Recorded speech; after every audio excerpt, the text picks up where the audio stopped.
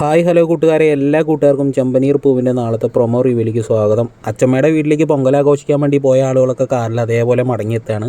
ചന്ദ്രമതി ആവട്ടെ ഗേറ്റിന് മുന്നിൽ വെച്ചിട്ട് രേവതിയോട് പറയാണ്, ഷോപ്പ് തുറക്കാൻ പോവാണെന്നേ, പത്രത്തിൽ പരസ്യം കൊടുക്ക്, ആളുകളൊക്കെ ഒന്ന് അറിയട്ടെ. ആയിരക്കണക്കിന് കസ്റ്റമേഴ്സുള്ള ഷോപ്പിംഗ് മാളല്ലേ തുറക്കാൻ വേണ്ടി പോണത്.